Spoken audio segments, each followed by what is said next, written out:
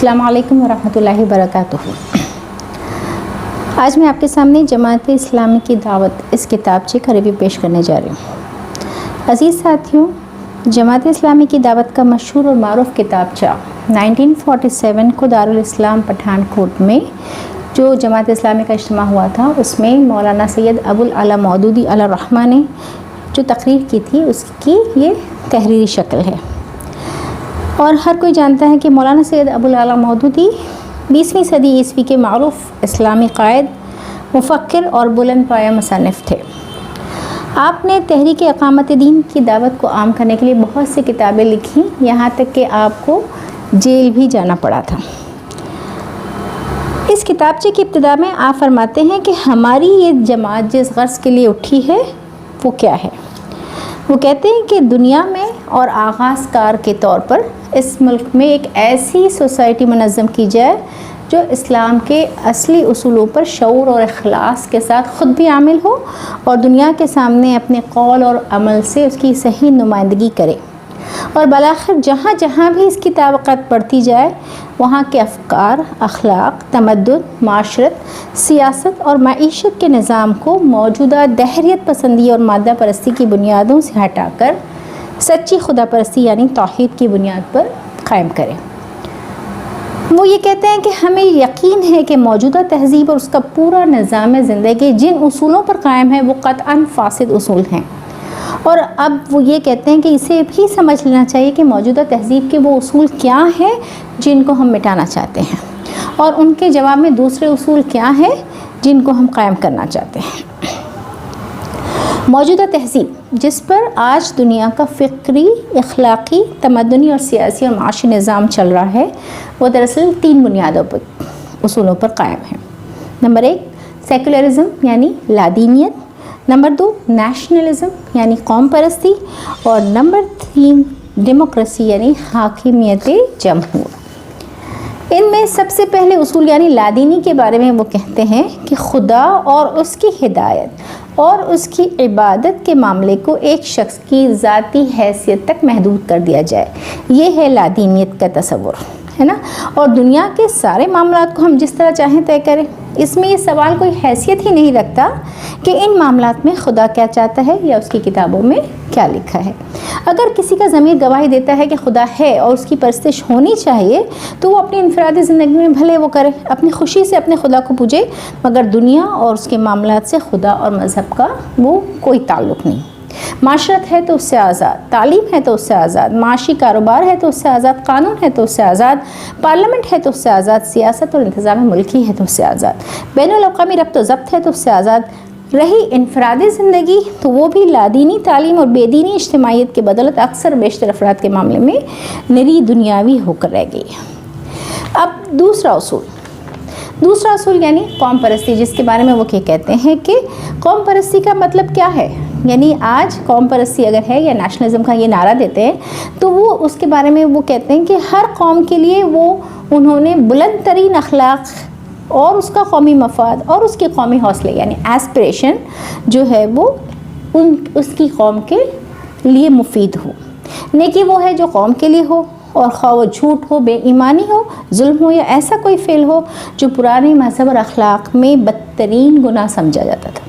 اور بدی وہ ہے اکارڈنگ ٹو نیشنلزم، وہ کہتے ہیں کہ جس سے قوم کے مفاد کو نقصان پہنچے، خواہ وہ سچائی ہو، انصاف ہو، ادائے حق ہو، یعنی قوم کا مفاد افراد قوم سے ہے، جس قربانی کا مطالبہ کرے، خواہ وہ جان، مال اور وقت کی قربانی ہو یا اخلاق اور انسانیت اور شرافت نفس کی قربانی ہو، ہر حال میں اس سے دریغ نہ کرے، اور ہر قوم ایسے افراد کی زیادہ سے زیادہ تعداد بہم پہنچائے تاکہ وہ دوسری قوموں کے مقابلے میں اپنی قوم کا جھنڈا بلند کرے۔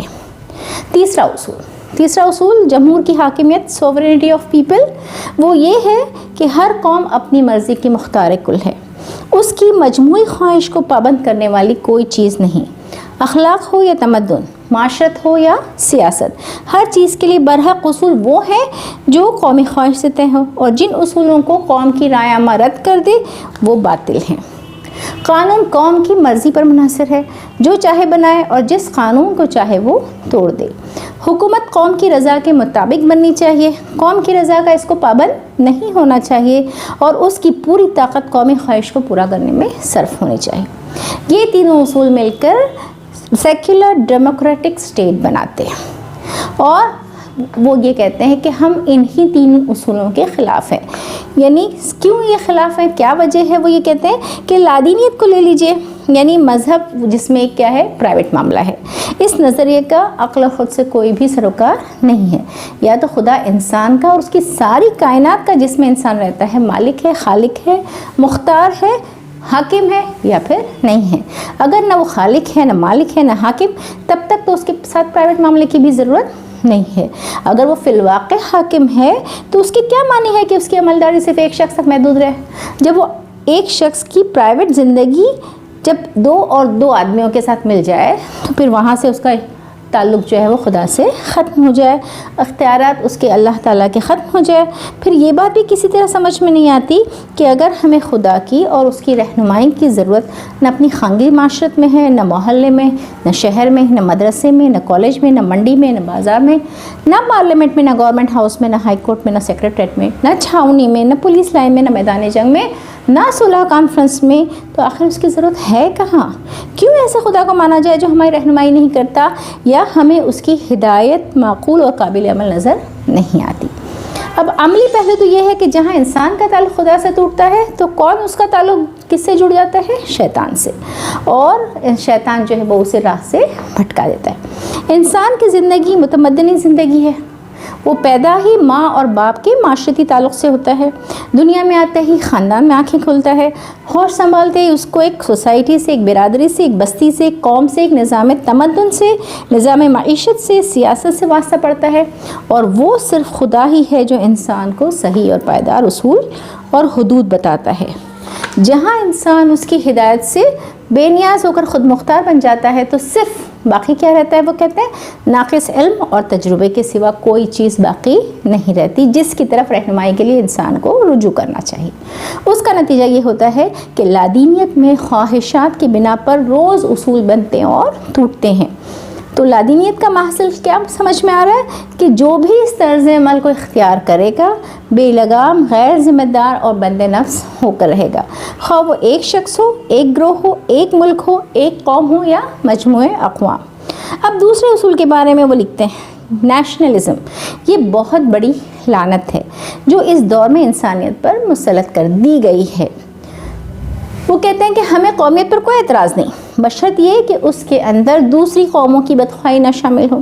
ہمیں قومی محبت پر بھی کوئی اعتراض نہیں ہے، بشرط یہ کہ وہ قومی تعصب اور اپنی قوم کی بیجا پاسداری اور دوسروں سے نفرت کی حد تک نہ جا پہنچے۔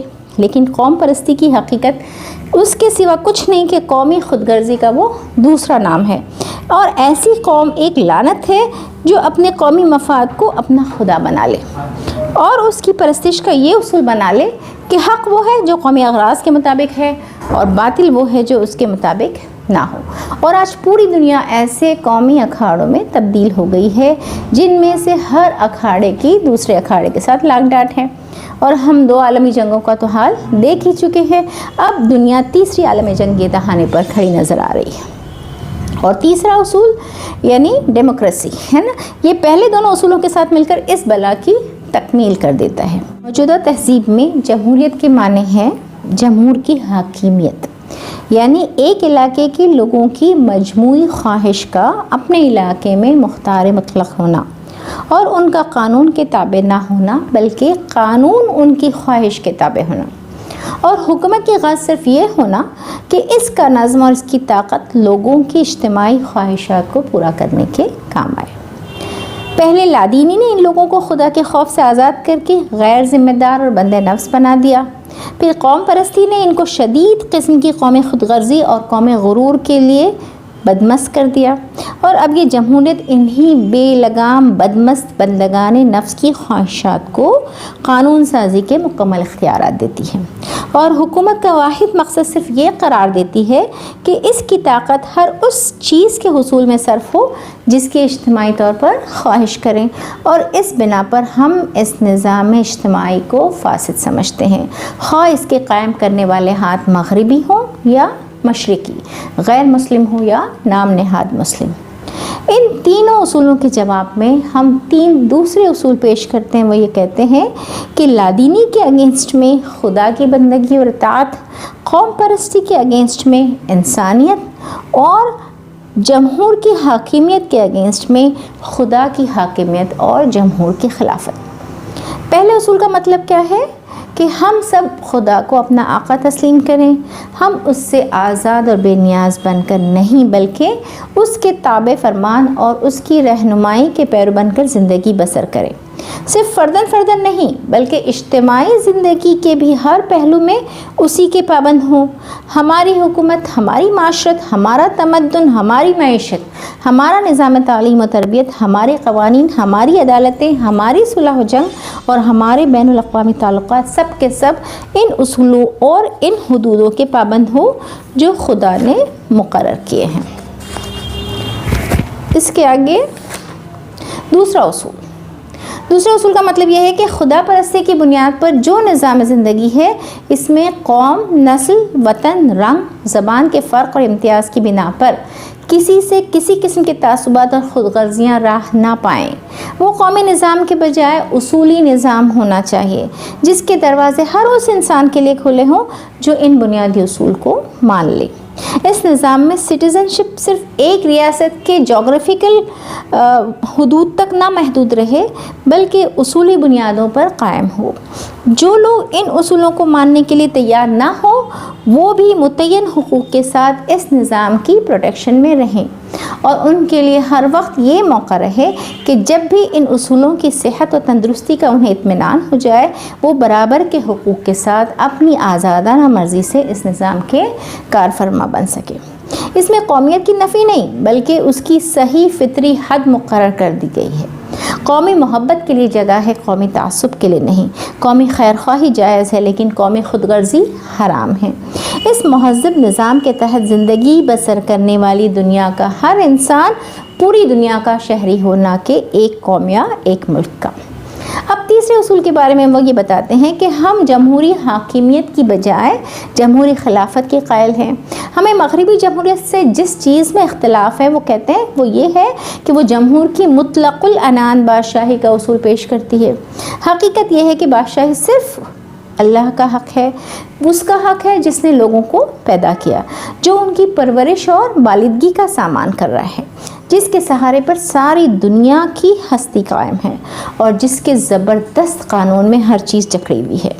اس حقیقت کی موجودگی میں صحیح بھی یہی ہے اور نتائج کے اعتبار سے بھی انسان کی بھلائی اسی میں ہے کہ خدا کو حاکم مان کر انسانی زندگی کا نظام حکومت خلافت اور نیابت کے نظریے پر بنایا جائے. اور یہ خلافت بلا شبہ جمہوری ہونی چاہیے. جمہور کی رائے ہی سے حکومت کے امیر کا انتخاب ہونا چاہیے. ان کی رائے سے اہل شورا منتخب ہونے چاہیے، لیکن یہ سب اس احساس اور شعور کے ساتھ ہونا چاہیے کہ ملک خدا کا ہے اور ہم مالک نہیں بلکہ اس کے نائب ہیں. ہمیں ہر کام کا حساب اصل مالک کو دینا ہوگا. اخلاقی اصول، احکام اور حدود اپنی جگہ اٹل ہونے چاہیے، وہ اصول جو خدا نے ہمارے لیے زندگی کے لیے مقرر کر دیے ہیں. ہماری پارلیمنٹ کا اساسی نظریہ یہ ہونا چاہیے کہ جن امور میں خدا کی ہدایت ہیں ہم قانون سازی نہیں کریں گے اور جن امور میں خدا نے ہدایت نہیں دی ہے ان میں باہم مشورے سے قانون بنائیں گے اور یہ قانون لازماً ان بنیادی سانچے سے مطابقت رکھتا ہوگا جو خدا کی اصولی ہدایت نے ہمیں دیا ہے. اس طرح وہ قوم پرستانہ لادینی جمہوری حاکمیت کے اگینسٹ میں خدا پرستانہ انسانی جمہوری خلافت کا پیغام دیتے ہیں اور وہ یہ کہتے ہیں کہ اسی کا قیام ہمارا نصب العین ہے. اور پھر وہ مسلم سے نہیں بلکہ نان مسلم سے بھی اپیل کرتے ہیں کہ یہ بنیادی اصول جو ہے وہ کسی ایک قوم کے نہیں ہوتے. اصول صحیح ہوتے ہیں یا غلط ہوتے ہیں. اگر اصول صحیح اور مفید ہیں تو سب انسانوں کے لیے صحیح اور مفید ہوں گے اور اگر وہ غلط ہیں تو سبھی کے لیے غلط ہوں گے. تو پھر ہمیں یہ رکھنا چاہیے کہ جس طرح ہم ہائیجین کے اصول میں، جہاں طب کے اصول میں، جہاں پر ہم تجارت و صنعت و حرفت کے اصول میں ہم یہ نہیں دیکھتے کہ یہ اصول کس نے دیے بلکہ ہم اس کو اپناتے ہیں ان کے میرٹس اور ڈی میرٹس کے طور پر. تو اسی طرح اگر یہ بنیادی صحیح اصول جن کو بھی یہ ملتے ہیں تو وہ اگر اسے اپنائیں گے تو وہ اپنا ہی بھلا کریں گے. کسی پر کوئی احسان نہیں کریں گے اور غلط اصولوں کی پیروی کریں گے تو اپنے نقصان کے سوا اور کسی کا کچھ بھی نہیں بگاڑ سکتے۔